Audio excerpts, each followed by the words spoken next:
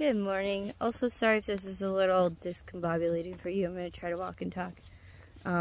So right now I'm hiking the blueberries at a Silverwood campground, and we ordered pizza last night from Roadhouse Pizza, and that was kind of cool. For any future hikers, just a heads up, if they have one delivery driver, they might tell you that they can't deliver.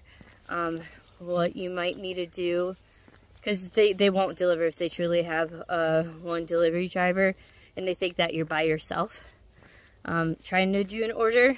So what we did last night is we had multiple hikers call them being like, hey, we would like some pizza.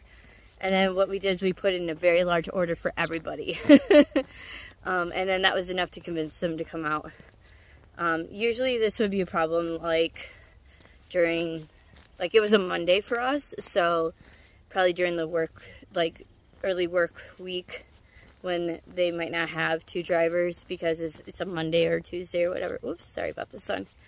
So yeah, tip for any future hikers. And then overall it was a pretty good night. Met a few new people, and then around 10, I was still up. I was messing around on my phone. Flamethrower whispers over to me, hey, you still awake? And I was like, yeah, I'm just on my phone. And she's like, raccoons are trying to get into my pizza. Because I guess she had it in her tent, but not in Zippy's, just in the box.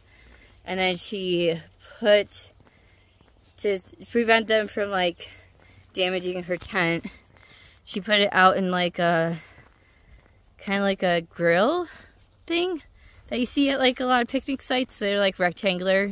Anyways, doesn't matter. She put it in there, and then they were trying to get into it from there. And so it took me a second, but I got out and I helped her, and we put it in some Ziplocs and stuff. And I also found out all my batteries are basically dead for my headlamp, like all my backup batteries too. So I think what happened was when it was colder in the mountains, I didn't sleep with those batteries, but I slept like everything else. I think the cold drained them. So once we get into town, I have to get new batteries too. Well, Cajon Pass, it's not really town, but once we get there. So that was an interesting thing to learn, is I basically have no headlamp right now. And then we had a bunch of leftover soda, and I love soda so much. I'm like so addicted to it at home. And so I'm carrying out 1.5 liters basically of Coca-Cola this morning as my water. I have water too, just a little bit. But yeah, so I'm like really excited because that's my water for the day. But yeah, we're heading towards Cajon Pass. It's about 12-ish miles once I get done with this 0.6 Blue Blaze. And then, of course, we're going to hit up McDonald's and Subway or whatever's around there. And then my plan, we'll see if anybody follows me at my group, is going to the water cache 5 miles after that in Swarthout Canyon. Because Linda, who I hiked with around San Jacinto, is like a day or two ahead of me. And she said she stayed in Cajon Pass and kind of regretted it because she didn't realize the water was so bad between Cajon Pass and Wrightwood, as far as like a major, like we're talking like over 20 miles water carry, without the water cache, or maybe even with the water cache. It's something crazy. I haven't looked at it too closely yet, but anyways, what she said is she wished that she had known that was going to be so difficult, because we're all going like majorly uphill to 8,000 feet too, from like 4,000 feet. And she wished she had camped at the water cache at Swarthout Canyon and then hiked up the mountain the next day so that she had enough water, because she's like, I carried 3.5 liters of water and had less than 1 liter by the time I got to the next camp that I needed, and I had to melt snow to get more water. So hold on, my arm's getting tired. So I'm going to follow her plan of what she wished she had done. She also said she wished she had taken the road that goes parallel from I can't remember exactly where, but it goes, I think, to Highway 2 instead of the PCT route, because partially because of snow, but also because of the water. The road has more snow on it technically, and it has like snow melt puddles that you can get water from, whereas like the PCT trail, sorry, switching hands, whereas the PCT trail has apparently not really any water on it. So I guess the water on the mountain is not great, and so we're gonna try to figure that out once we get into Cajon Pass and sit down and take a look at far out and all that stuff and plan everything out. But yeah, day's going good. Sorry this angle is weird. I'm trying to film with my left hand because my right arm got tired. Yeah, I don't know what else to say. I guess this is a very long morning check-in. Hope to be in Wrightwood in like 2 to 3 days max, closer to 2 hopefully. And then I probably will zero there again. I know I'm taking so many zeros on this trail. But I don't know. There's longer stretches in between towns, and so like, sorry, I gotta cross the road. And so sometimes I need more time to do everything that I need to do in a town before I leave it, and to plan for the next like 5-mile stretch or 5-day stretch. Because on the AT, I could be in a town like pretty much every 2 to 3 days. Also on the AT, here's a really important part as far as digital stuff.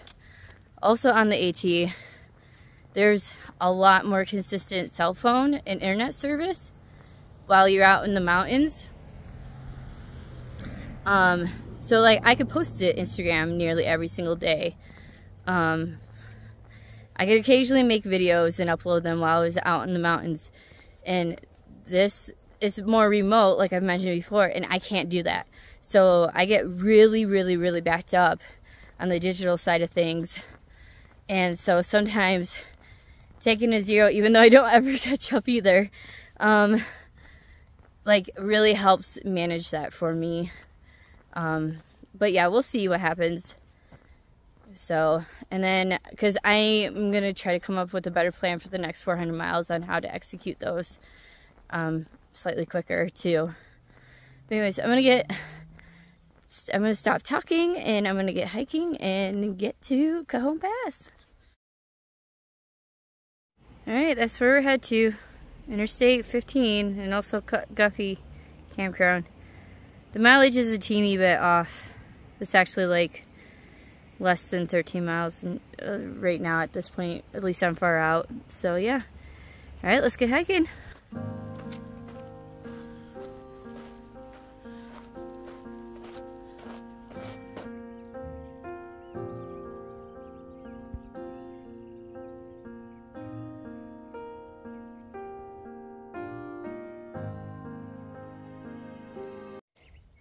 I'm not sure if I ever properly ever filmed these flowers.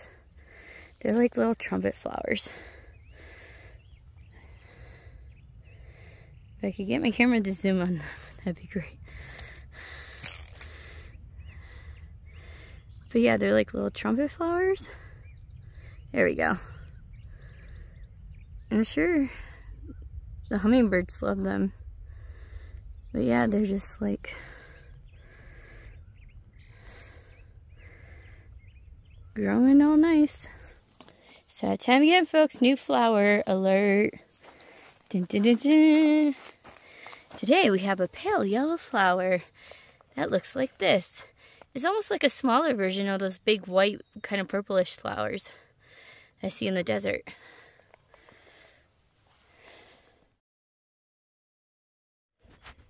Also, the thistles are like all up on the trail this morning too. And I kind of like it a little bit because they're so like round and puffy, and I actually touched some of them and they're like really soft. So, but yeah, they're all up on the trail. So I haven't filmed much of it, but we got wildflowers back on the trail. So these ones are like mostly the little yellow ones. But yeah, it's just like really cool to see the wildflowers again. And then there's the purple bulby ones. And then just depending on if we're around grass or not, there's like different yellow ones and stuff. And yeah, it's really cool. And there's some white ones up here on these bushes. Also, for anybody that's wondering, this is not poodle dog brush. Poodle dog brush is like really, it's like fuzz. It's hard to explain. It's like umbrella-y. It's fuzzier. The leaves are not glossy. This is like, I can't remember what it is, but it's harmless. So like, if you're going through these areas and you think that these plants are gonna give you those blisters, they will not. They are, I think they're a plant that they make a drink out of, like yerba mate or something. I'm sorry, I'm not a botanist. But yeah, just a heads up to future hikers on the PCT. This is not the one that you worry about. Maybe I'll insert a clip of a picture of the actual poodle dog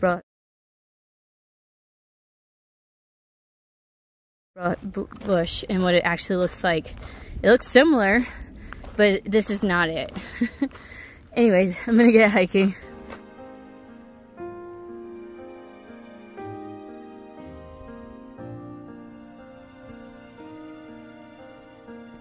So I just saw Giver on trail. He's a gentleman I met at the Tiny House Hostel in Mount Laguna a long time ago. He was going SOBO. He had a few sections to finish up on this end of the trail before he's like completely completed his 4-year journey of the Pacific Crest Trail, because he's a section hiker. Anyways, so yeah, we spent, I don't know, 10-15 minutes catching up and talking about, you know, my experience through San Jacinto, and I gave him some tips on like following John King and his reports about the trail up there for the most updated information. And then, sorry, there's a fly in my leg trying to bite me. And then he, you know, gave me some intel up ahead about Wrightwood area and the upcoming water carry and all that stuff. So that was cool. And yeah, I might run into him one more time. It sounds like he has to go from Tehachapi to Acton, SOBO. Because he was, you know, skipping all the major snow. And then we'll see from there. And then I think he's like done. But yeah, that was kind of cool. I wasn't expecting to ever run into him again, to be honest. So yeah. So right now, this is kind of our view. We've got this going on. I think once I go a little bit north, I'm going to see the bigger mountains, and that'll probably be really cool to film too.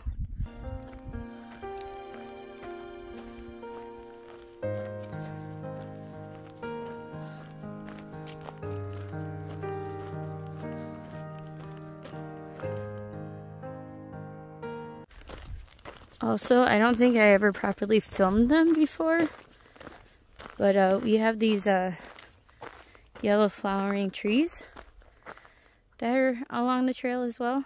Let me zoom in on the bloom. So that's what the blooms look like. And there's one here, there's one over there. But yeah, that's kind of neat to see them sometimes as well. Went to the bathroom and I had to go in the bushes, but that's not the point. I picked up this little inchworm. See him? Look at him go!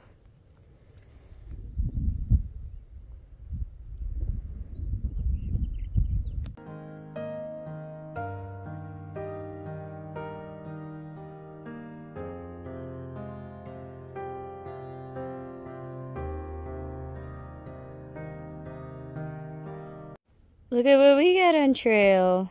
I'm gonna zoom in, and I know sometimes my sound goes crappy when I do that, but here we go.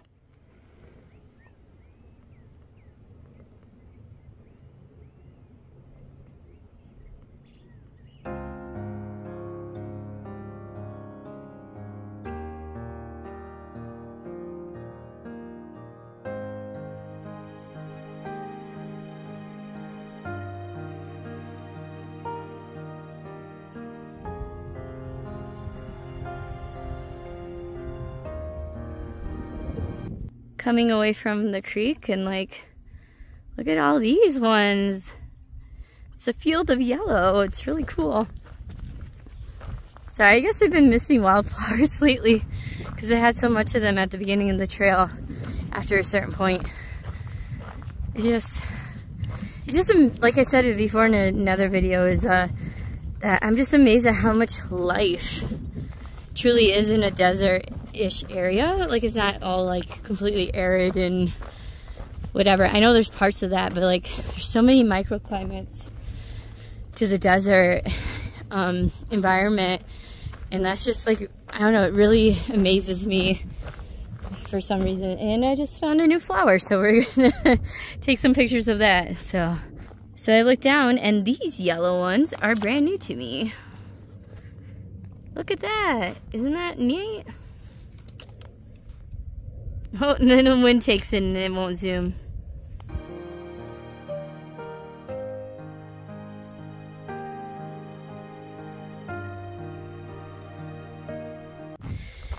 Okay, I'm having a slower day than anticipated, but for like really good reasons too. But like, now what I'm excited about is all of these ones are like nearly in full bloom. Everywhere I see them, they're in nearly full bloom.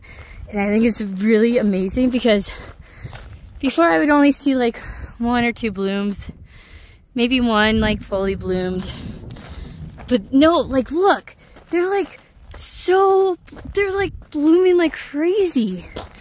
It is so pretty to see multiples on each cacti. And they're just like everywhere, dotted throughout this landscape right now. So yeah, this is me geeking out about blooming cacti again. But oh man, this is like so cool. Look, there's another one. I really love this so much, if you can't tell. So yeah, I'm gonna walk and talk a bit. But yeah, so I'm back to having like sort of a kind of long or a slower day to Cajon Pass, but like kind of a good day. Like I just had a nice chat with Skittles and Naked Dave, I believe is his trail name, and they're going SOBO right now, but they've started in March, so they kind of had to like flip everywhere, and they gave me some good advice about Tehachapi and like that section to Walker Pass, and I tried to give them some advice about, you know, like upcoming for their section because they're going to Cabazon. And yeah, it was like really cool to chat with them for a little bit.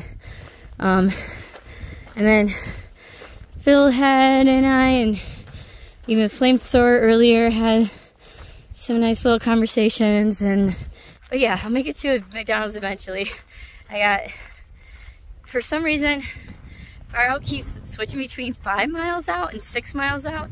So I either have 2.5 or 3 hours to get there right now. So we'll see. Either way, I'm gonna get a cheeseburger and a McChicken, and then I might get some Subway, and I gotta get snacks because I'm like eating all my snacks, but I have plenty of dinners to Wrightwood. So that's cool.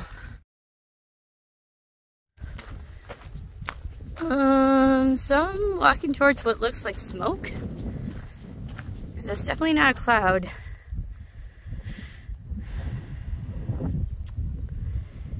I hope it's just like a little controlled bonfire or something. I'm not even entirely sure if it's smoke. Maybe it's steam? I don't know. Maybe it's a power plant? I don't know. But yeah, that's an interesting sight. So, not scared or anything, I'm just more like interesting. It's like super windy out here if you can't tell. So yeah, I'll figure this out once I get closer, but I'm hiking straight towards that. I'm also walking towards a dirt road, so it could be like dust from the dirt road. If there's like a crew by the power lines working on something big, you know, they could be digging something, mining something, I don't know. But yeah, just interesting. It's not going very high either, so I'm gonna guess it's not fire related. That it's like something else, but just creating a cloud of some kind.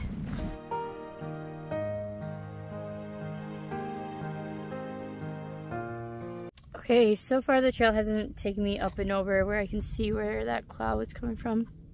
However, I just saw a white Jeep kind of car and a dark gray kind of car, and they were just driving on this dirt road here, and I think they might have been over there, and with how windy it is, I think it was just kicking up all the dust from them driving. It just was billowing out. But yeah, it's just interesting to see like a giant white cloud, and I'm just like, is that something I should be worried about? I hope not. So, but yeah, anyways, I'm like 3 point something out from town. I need to focus and get hiking. It's getting late, a lot later than I intended.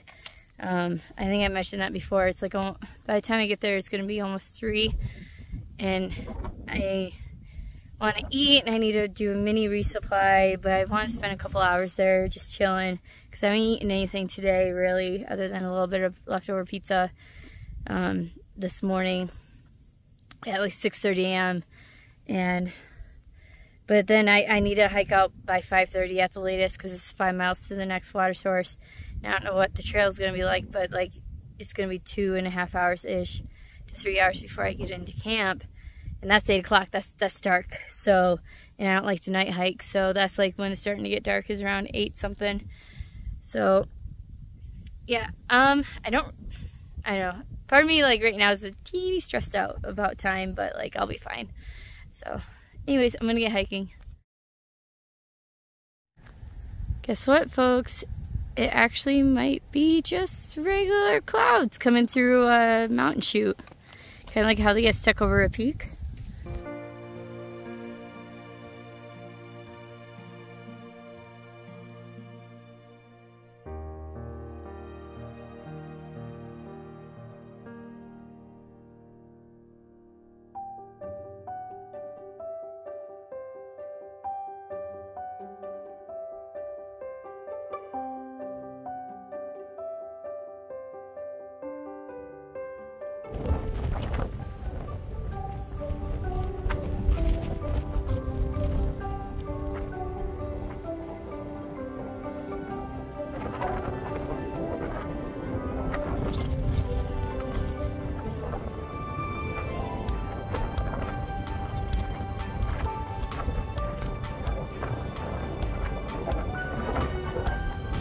Sorry for all the noise. I'm hiking towards the McDonald's.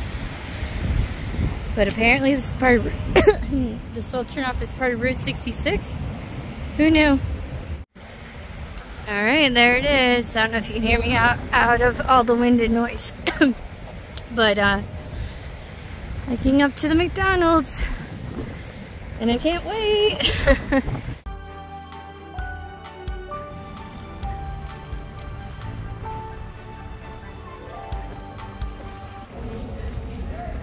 So we're after McDonald's. We're hiking on in this tunnel and getting Miss Philhead on video too.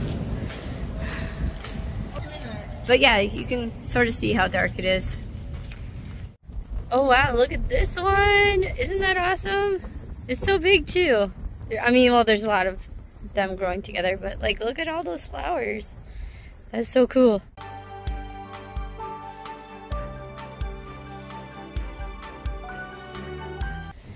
So apparently this thing echoes like crazy.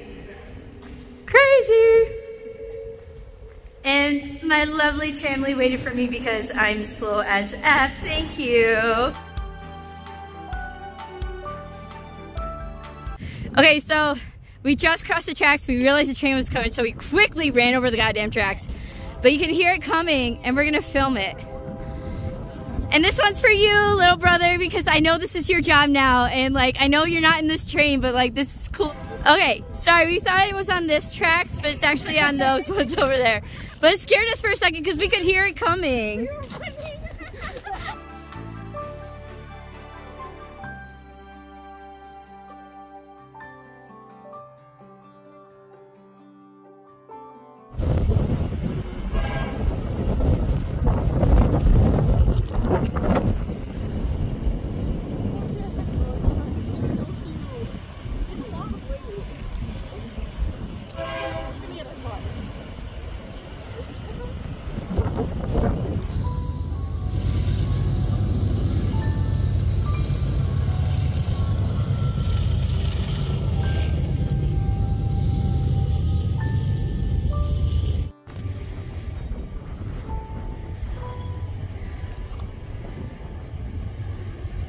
I got a bit above, and this train is humongous. Look, okay, so it's over here, and then it goes around all the way in like that curve, and then it goes all the way over this curve, all the way down there.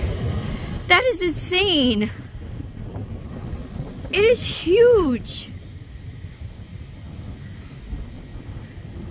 I can't, wow. I've never seen a train so big in my life. And look at all the boxcars. Holy, oh wow, and it's like way over there too.